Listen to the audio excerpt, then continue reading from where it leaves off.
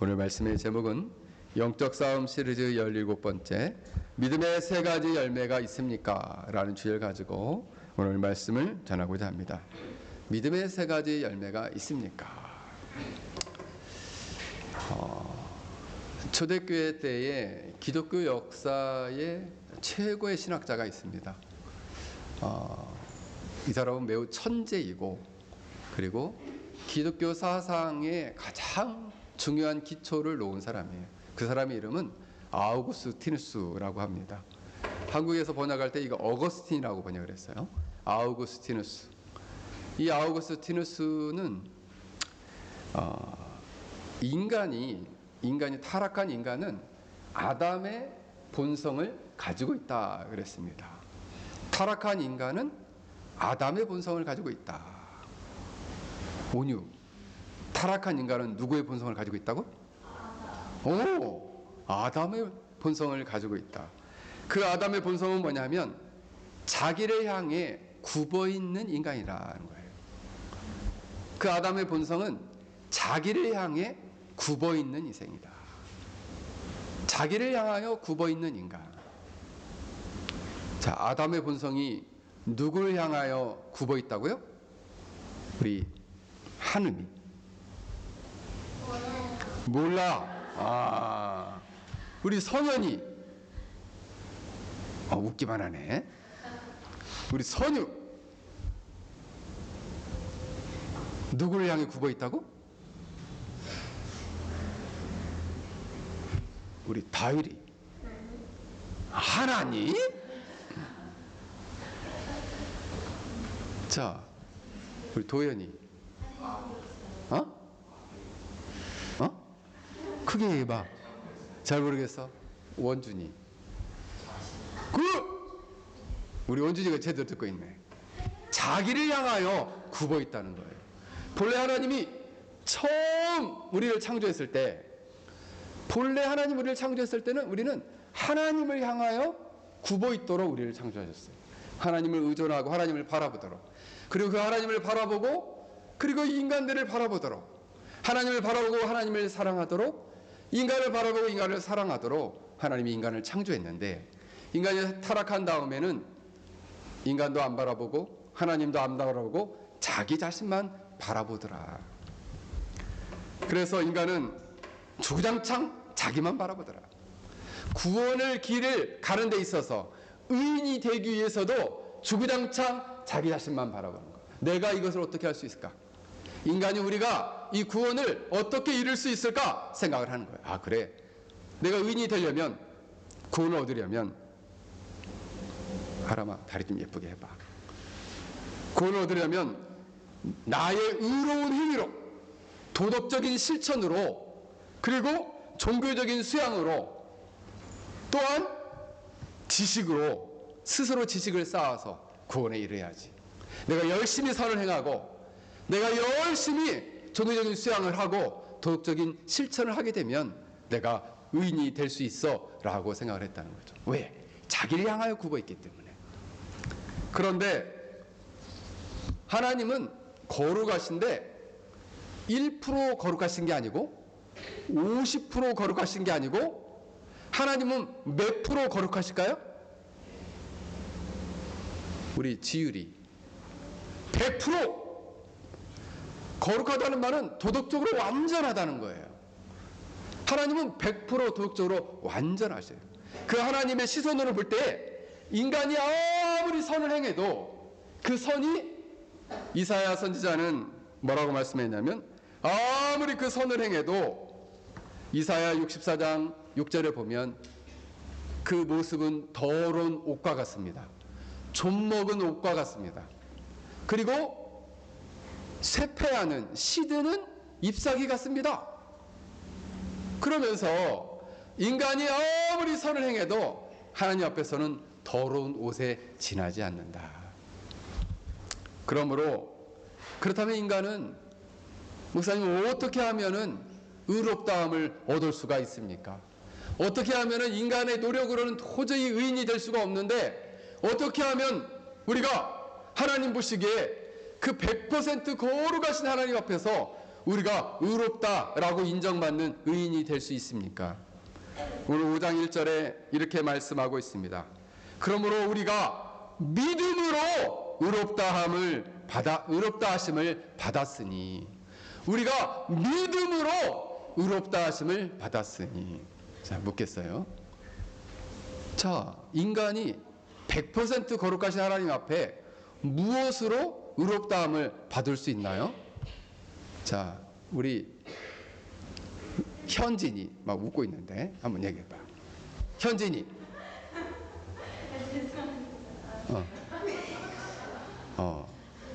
자, 우리 유경이. 믿음으로 의롭다 하심을 받는다.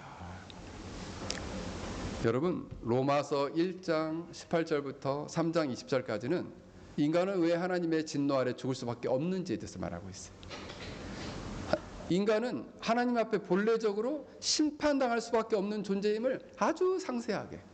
그래서 인간들이 이 심판에서 벗어나기 위해서 어떻게 하면 내가 의로워질 수 있을까? 율법을 부단히 행하면 구원에 이를 수 있을까? 하나님 말씀을 내 스스로 행하면 구원에 이르지 않을까? 라고 사람들은 생각했다는 거예요.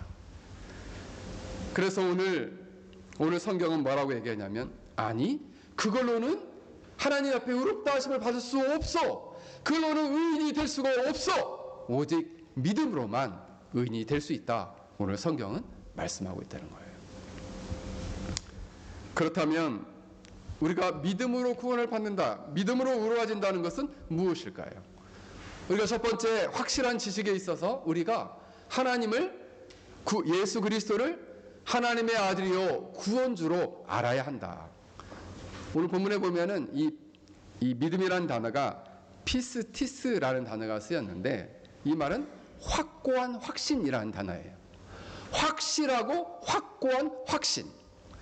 예수님이 구원주이시고 하나님의 아들이라는 것을 확실히 알 뿐만 아니라 우리가 그 예수님을 믿게 될 때 우리가 죄였던 우리 죄를 예수님으로 말미암아 죄의 용서함을 받고 죄인이었던 우리가 의인이 되고 구원에 이른다는 것을 견고하게 확실하게 의지하는 것이다.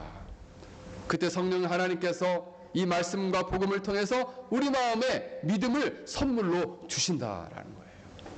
그래서 우리 영혼이 변화가 된다는 거예요. 우리 영혼이 변화가 돼서 새로운 존재가 된다는 것이죠. 우리 영혼이 변화가 돼서 어떠한 존재가 되느냐? 하나님과의 올바른 관계를 회복하고 하나님의 거룩한 새로운 백성과 자녀가 되고, 그리고 변화된 인생을 살게 된다는 거예요. 이게 로마서가 가지고 있는 전체적인 주제입니다. 사실 로마서 전체를 한 줄로 요약을 하면 어떤 주제냐면, 복음은 죄인이 예수 그리스도의 십자가의 은혜로 말미암아 의인이 된다는 것을 가르쳐주는 것이고, 그렇게 의롭게 된 사람은 성령과 더불어서 하나님 백성으로 살 수 있다는 거예요. 이게 로마서 전체에서 말하고 있는 주제거든요. 그러므로 오늘 성경은 뭐라고 말하냐면, 믿음을 가져라. 이 믿음만이 우리를 하나님 앞에서, 거룩하신 하나님 앞에서 의롭게 우리를 만들어주고 우리가 의인이 될 수 있게 한다. 자, 묻겠어요. 믿음으로 말미암아 우리가 죄인이었다가 무엇이 되는 거예요? 우리 현승이. 지금 눈만 뜨고 있었던 거야? 눈 뜨고 조는 건 아니지? 우리 하람이. 죄인이었다가 믿음으로 말미암아 의인이 된다는 거예요. 의인. 자, 뭐가 된다고? 의인. 원주의 뭐가 된다고? 의인이 된다. 무엇으로? 무엇에서? 죄인에서 믿음으로 말미암아 의인이 된다. 여러분, 믿음은, 잘 보세요. 믿음은 인간을 예수님을 구원주요 하나님의 아들로 믿음으로 말미암아, 믿음은 예수님과 우리를 하나로 묶어주는 끈이자 띠예요. 다시요. 믿음은 우리를 예수님과 묶어주는 끈이요 띠예요. 하나로 묶어주는. 그래서 우리가 믿음으로 말미암아 예수님과 연합하게 되는 거예요. 그래서 연합하게 되면 내 안에 있던 모든 죄가 예수님께로 옮겨져요.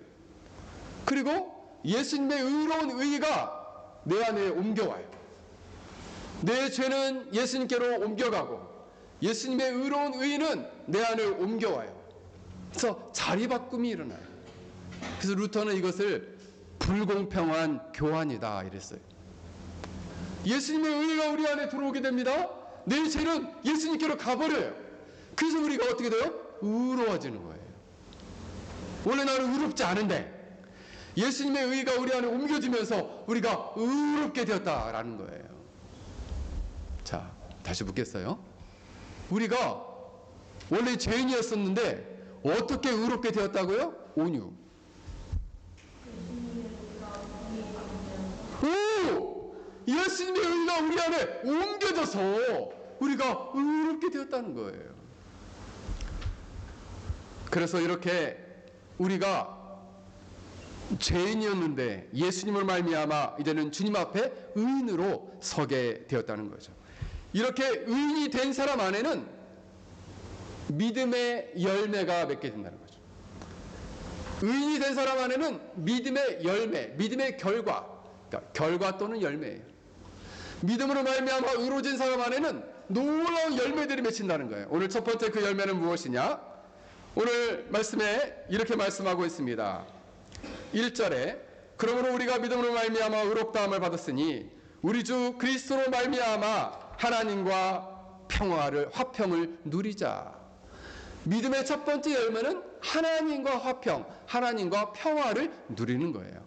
이 평화, 화평이라는 단어가 에이레네라는 단어가 쓰였는데 구약으로 치면 샬롬이에요. 신약에서는 에이레네. 이것은 바로 뭐냐면 전쟁이 없는 평화로운 상태를 말해요. 전쟁이 없기 때문에 법과 질서가 유지가 되고 그리고 평화롭게 시장도 가고 마트도 가고 자유롭게 돌아다닐 수 있어요. 왜? 전쟁이 없기 때문에. 전쟁이 있으면요. 저 우크라이나의 키우라는 그 수도에 보니까 언제 폭탄이 떨어질지 모르니까 전쟁 중에 있기 때문에 한가롭게 길을 가다가도 어이구 폭탄이 떨어지면 어떡하지? 이런 불안감이 있다는 거예요. 그런데 전쟁이 없는 상태에 평화가 되면 어디를 가도 자유롭고 불안감이 없다는 거예요. 왜냐하면 예수님께서 우리를 대신하여 십자가에 죽으시고 부활하심으로 말미암아 하나님과 우리 사이에 이런 평화가 왔기 때문이에요. 더 이상 하나님이 멀게 느껴지지 않고 더 이상 하나님을 향해서 적대감을 갖지 않는다는 거예요. 나쁜 마음, 미운 마음 이런 것이 사라져 버렸어요. 여러분 로마 신화 여러분들 우리 친구들 중에서 한번 손 들어볼까? 나 로마 신화 책 한번 본 적 있어요? 하는 친구 손 들어보세요. 나 만화책이라도 봤다 하는 친구 손 내리세요. 이 로마 신화 책을 보면은 만화책을 보면은 특히 이제 신상들도 이렇게 쳐보면은 제우스 같은 신은 거기 보면은 어떻게 나오냐면 이렇게 번개를 잡고 있어요. 번개. 그래서 이놈 이러고 있어. 번개를 잡고 있어. 전쟁의 신은 누구예요? 아레스. 아레스는 뭘 들고 있어요? 창을 들고 있어. 창을. 그래서 이 사람들은 신을 만들 때 인간들이 생각하는 무서운 신을 만들기 시작했어. 그래서 그 신은 번개를 들고 있거나 그 신은 창을 들고 있어요. 왜요? 인간이 생각하는 신은 위협하고 협박하는 아주 무서운 모습을 가지고 있기 때문이에요. 왜냐하면 대부분의 불신자들은 하나님을 생각할 때 불신자는 이렇게 생각해요. 나는 하나님과 관계가 그렇게 막 대적하고 싸우고 있지는 않고 그냥 중립적이다. 싫어하는 것도 아니고 좋아하는 것도 아니고 그렇게 보통 생각을 한다는 거예요. 하나님과의 관계에 있어서. 저 손 한번 들어볼까요? 나는 하나님을 싫어하지도 않고 좋아하지도 않는다 하는 친구 손 들어보세요. 하나님 손 든 거예요? 아니야? 옆구리 긁는 거야? 나 하나님을 좀 싫어한다 하는 친구 손 들어보세요. 없어? 나는 하나님을 좋아한다 하는 친구 손 들어보세요. 오, 우리 하나님이 제일 빨리 들었네. 손 내리세요. 나는 좋아하는 정도가 아니라 막 너무 뜨겁게 사랑해요 하는 친구 손 들어보세요. 오, 네 사람. 오, 우리 성형이까지 5사람. 손 내리세요. 네. 이게 어떤 상태예요? 하나님과 평화를 누리는 상태예요. 하나님과 평화를 누리게 되면 하나님을 뜨겁게 사랑하게 되는 거예요. 그런데 성경에 보니까 성경은 하나님을 섬기지 않는 자에게는 평화가 없다 그랬습니다.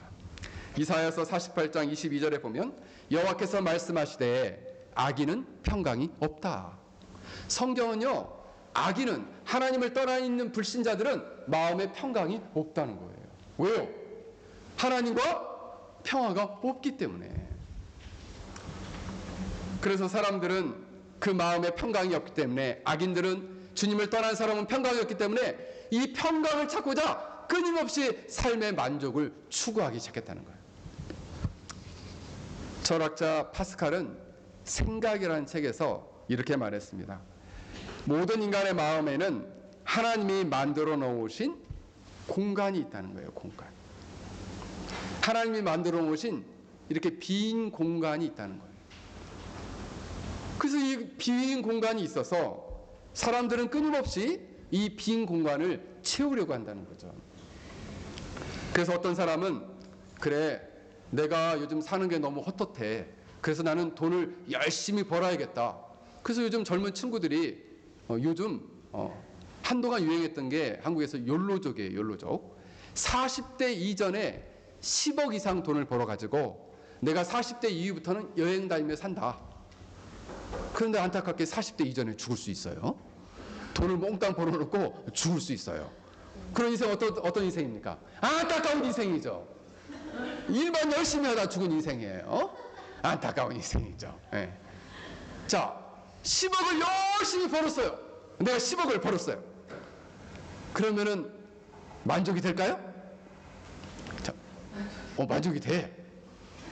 그런데 이상하게 10억을 벌면은 만족이 되지 않고, 난 10억 벌었으니까 100억을 벌어야겠다.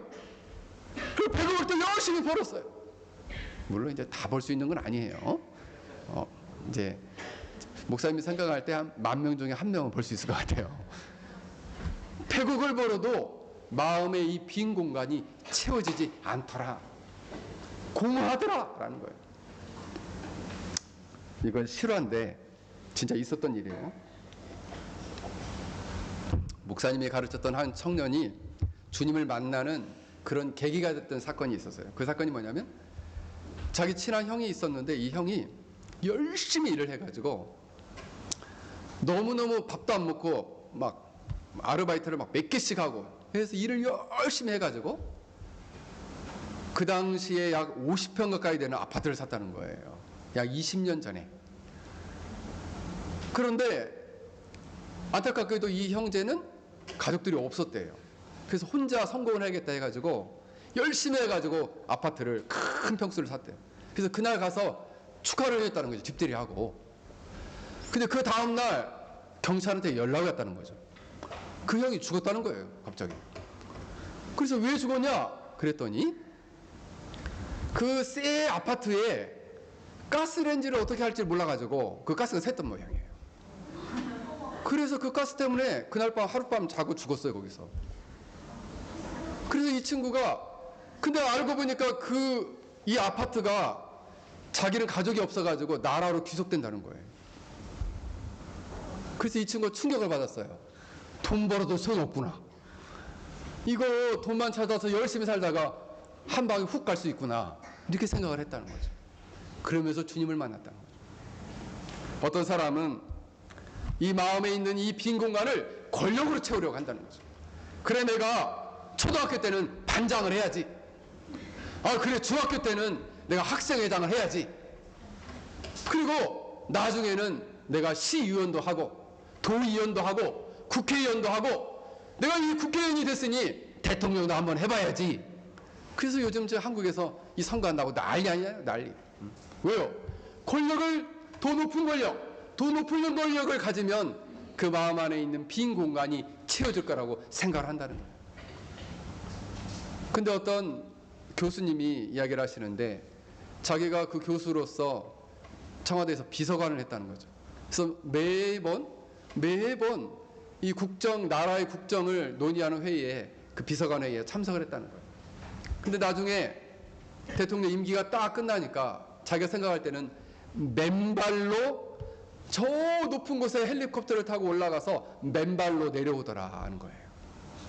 너무 허무하더라라는 거죠. 권력으로도 이게 채워지지 않더라 하는 거예요.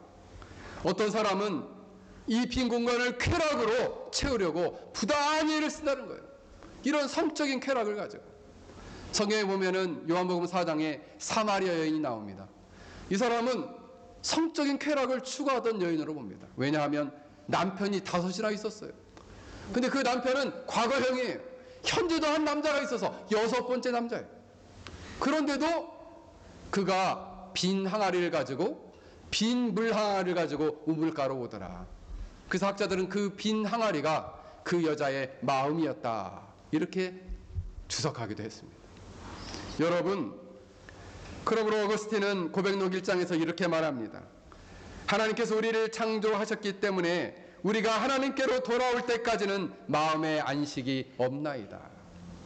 하나님께 돌아올 때까지는 이 마음의 빈 공간이 채워지지 않더라. 여러분, 그러므로 사람들은 마음의 평강이었기 때문에 이 불안을 해결하고자 이 마음의 빈 공간을 채우고자 부단히 애를 쓴다는 거예요. 사실 우리 하나님과 평화를 누린다는 것은 전쟁에서 이 국가와 원수들이 만나서 우리 전쟁하지 않기로 이렇게 합의서를 맺는 것과 똑같아요.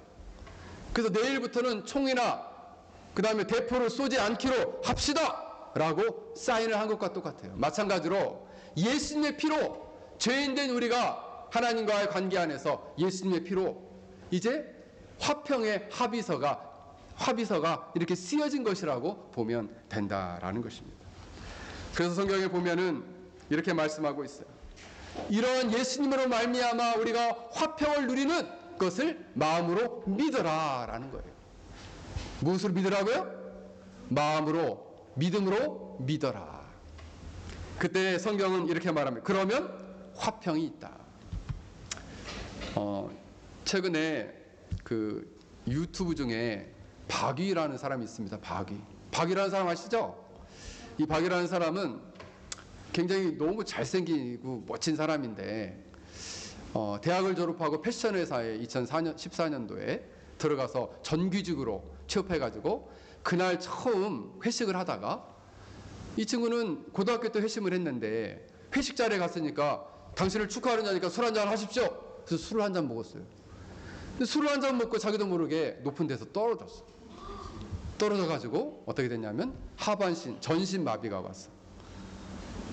그래가지고 이 사람이 움직이지도 못하게 된 거죠. 그런데 이분의 고백은 이렇게 말을 해요. 의사가 전신마비라고 하는데 나는 그 말이 믿기지 않았습니다. 빛과 소금이라는 잡지에서 인터뷰를 했는데 그가 이렇게 얘기해요. 시간이 길어지면서 현대의학으로 치료할 수 없다는 것을 알게 되었어도 하나님이 하시면 오늘이라도 일어날 수 있다는 믿음이 있기 때문에 사고가 난 이후에도 생각보다 힘들지 않았습니다. 그러면서 활짝 웃어요. 그래서 저는 장애를 가진 사람 중에 그렇게 밝은 사람은 제가 본 적이 별로 없는 것 같아요. 그냥 활짝 웃고 너무 잘생겼어요. 근데 저는 그렇게 생각합니다. 저 사람의 마음의 평화는 어디서 왔나? 바로 예수 그리스도로 말미암아 그리스도를 믿는 믿음으로 말미암아 하나님과 평화가 왔기 때문에 몸에 장애가 와도 하나님이 나를 언젠가 나를 일으켜 세우실 거예요 라는 믿음이 있기 때문에 슬퍼하거나 애통해하거나 낙심하거나 절망치 않는다. 여러분, 초자연적인 평안이에요. 신비로운 평안이 그 마음 안에 있는 거예요. 이처럼 믿음으로 말미암아 의로워진 사람은 하나님과의 관계 안에서 이처럼 초월적인 그런 놀라운 평안을 갖기를 주의 이름으로 간절히 축원합니다. 이런 사람만이 영적인 싸움에서 능히 싸워 승리할 수 있다라는 것입니다. 둘째로 믿음의 열매는 무엇입니까? 오늘 성경 2절에 보니까 이렇게 말씀합니다. 5장 2절. 또한 그로 말미암아 우리가 믿음으로 서 있는 이 은혜에 들어감을 얻었으며, 예수님 원문에 보면, 이 원문을 해석해 보면 그를 통하여, 즉 그리스도를 통해 우리가 서 있는 이 은혜로 받아들여지게 되었다, 이렇게 표현할 수 있습니다. 서 있는 은혜로 받아들여지게 되었다. 그래서 이것을 일명 무엇이라 표현하냐면 은혜 입장권을 얻었다라는 거예요. 은혜 입장권을 얻었다. 하나님 앞에 담대히 나아갈 수 있는 은혜 입장권을 얻었다는 거예요. 여러분, 구약에서 죄인들이 하나님 앞에 나가려면 굉장히 복잡했어요. 그래서 이스라엘 백성들 같은 경우는 이 성막이 있으면은 성전 바깥들에만 이방인이나 여자가 들어올 수 있고, 그 다음에는 보통 사람, 성소에는 제사장만 들어올 수 있었어요. 지성소는 대제사장만 들어갈 수 있었어요. 지성소에는 법궤가 있었는데, 이 지성소는 대제사장도 1년에 한 번, 대속죄일에 7월 10일 날 들어갈 수 있었어요. 근데 들어갈 때 두 번의 제사를 드려야 돼요.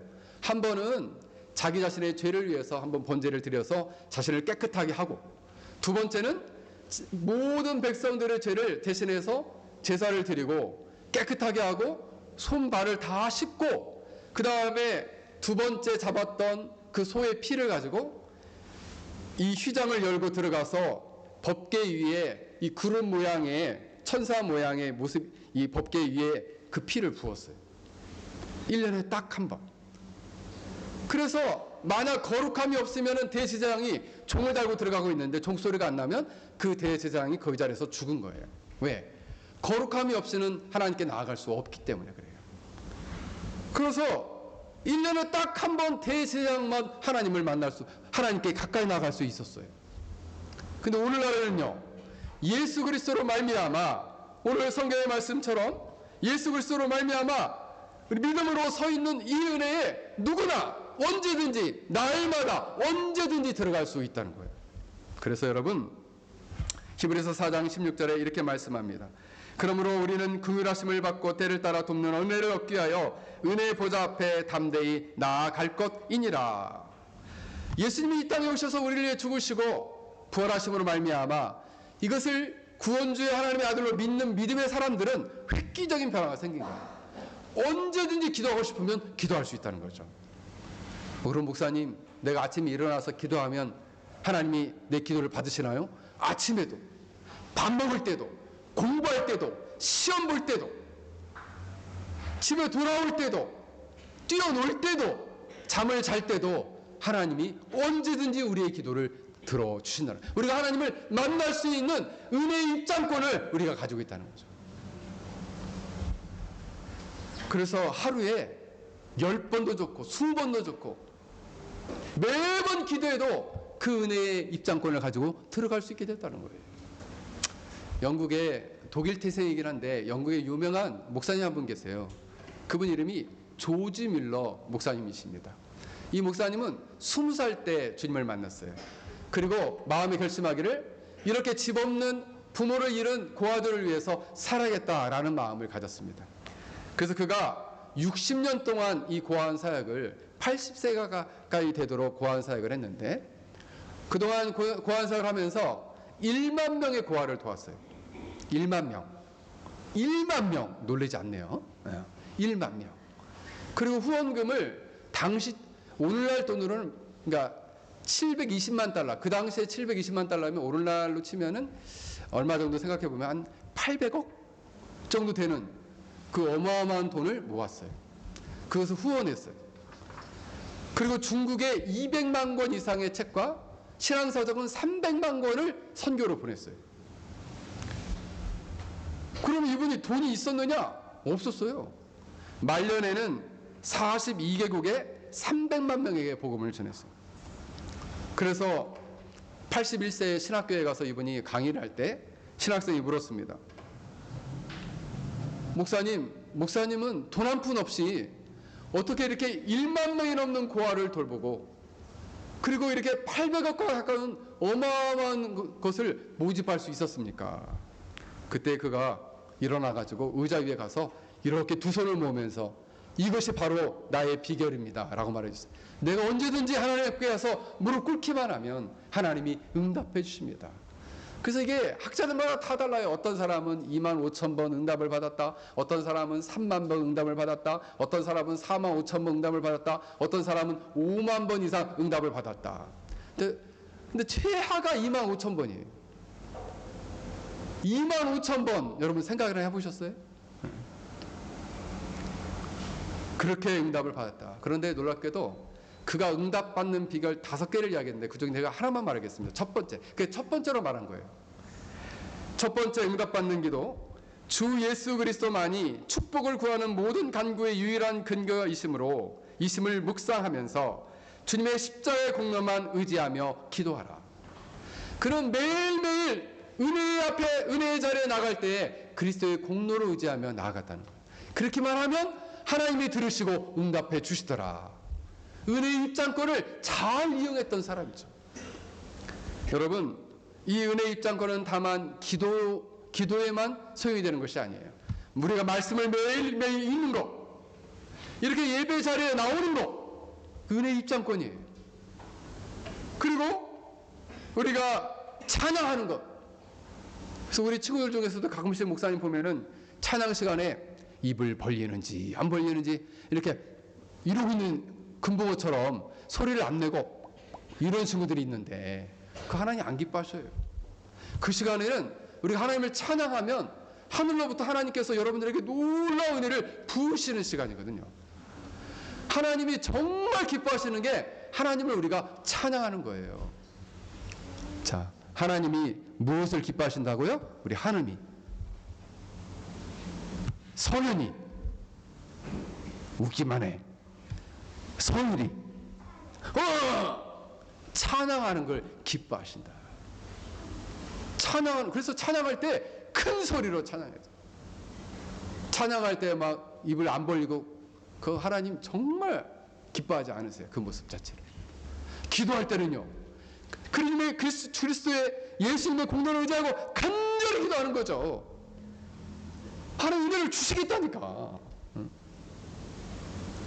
여러분, 사랑하는 성도 여러분, 우리 예수 그리스도의 공로를 의지해서 기도하고 찬양하고 매일 성경 읽고 수많은 은혜의 통로에 참여함으로 믿음의 열매를 맺어 영적인 싸움에서 승리하는 여러분이 되시길 주의 이름으로 간절히 축원합니다.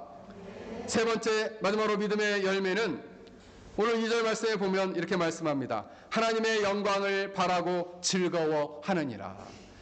하나님의 영광을 바라고 즐거워하느니라.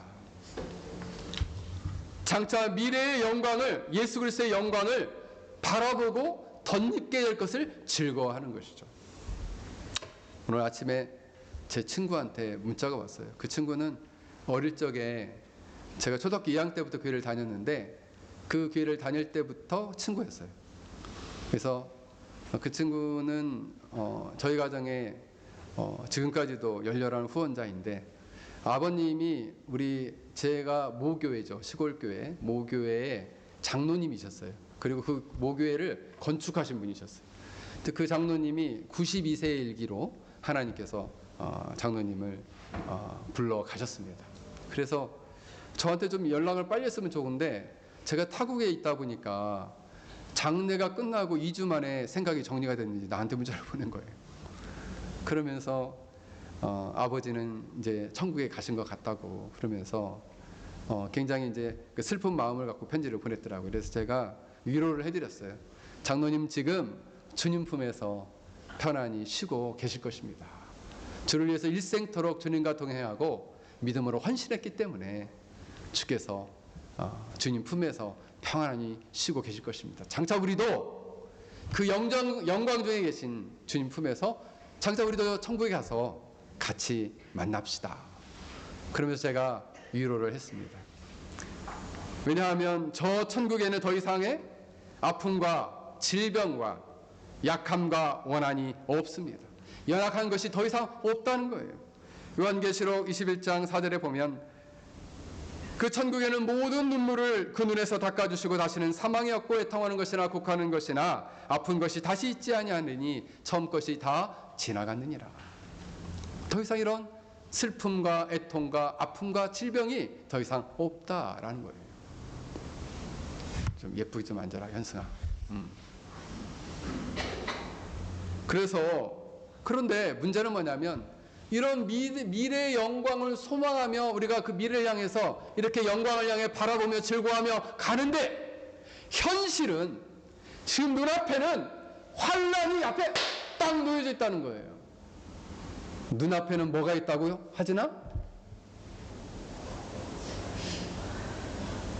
다니엘, 눈앞에 뭐가 있다고? 눈앞에 엄마가 있어? 지엘이, 환란이 있다 이거죠. 고난이 있다는 거예요. 그때 어떻게 할 거냐는 거죠. 그때 어떻게 할 거냐. 그런데 이렇게 말합니다.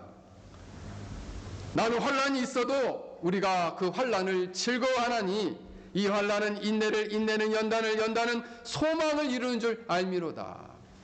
환란은 인내를, 인내는 연단을, 연단이라는 것이 연단된 성품을 말합니다. 강한 마음으로, 강한 인격으로 변화가 될 거라는 거예요. 인내하면서, 그러면서 소망을 이룰 것을 바라본다는 거예요. 근데 5절이 너무 중요한데, 소망이 우리를 부끄럽게 하지 아니함은, 이 말은 바꾸면 소망이 우리를 실패하게 하지 아니함은, 이런 말이에요. 우리에게 주신 성령으로 말미암아 하나님의 사랑이 우리에게 부음받음이니, 우리가 영광의 미래의 영광을 바라보면서 천국을 소망하면서 걸어갈 때 수많은 환란이 맞닥뜨려져요. 이때에 우리가 인내하고 연단되고 소망을 실패하지 않을 수 있는 것은 하나님의 사랑이 부어진다는 것 때문에. 근데 이 부어진다는 단어가 에키노라는 단어가 쓰였는데 흘러서 쏟아져 나오다라는 거예요. 하나님의 사랑이 그 고난의 순간순간마다 쏟아져 부어진다는 거예요. 그래서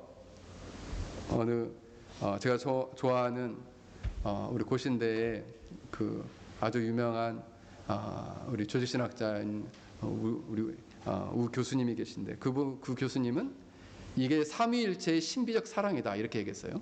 근데 이거는 자 어떻게 표현할 수 있냐면 하나님이 고난 중에 있는 우리를 먼저 보세요. 고난 중에 있는 우리를 먼저 보시고 아이고 저 불쌍한 것을 내가 저렇게 힘들게 사니 내가 도와줘야겠다라고 말씀하시는 순간 성령님이 그 마음 안에 찾아가셔서 하나님의 사랑, 예수 그리스도를 통해 나타난 하나님의 십자가의 놀라운 사랑을 확 하고 부으신다는 거예요. 그 고난의 순간순간, 환란의 순간순간마다 그 사랑을 확 부으셔서 인내하고 연단하고 소망을 이룰 수 있도록 하신다라는 거예요. 그래서 그 소망이 실패하지 않게 하신다. 할렐루야. 그 사랑은 로마서 5장 8절 말씀처럼 우리가 아직 죄인 되었을 때 그리스도께서 우리를 위하여 죽으심으로 하나님께서 우리에게 대한 자기의 사랑을 확증하신 사랑이에요. 주님을 주시기까지 사랑하신 그 사랑으로 우리가 고난 중에 있을 때 그 사랑을 부으시겠다는 거죠. 그래서 우리가 경제적으로 너무너무 힘들어가지고 집에 돈이 단 한 푼도 없이 완전 똑 하고 떨어질 때 그때 아이고 하나님 우리 어떡합니까 이거 돈 하나도 없어서 이거 어찌 삽니까 라고 할 때에 아들아 사랑하는 딸아 걱정 말아라. 내가 너와 함께 있다. 응? 나를 의지하라. 그럼 내가 너의 부족한 것을 채워주겠다. 염려하지 말아라.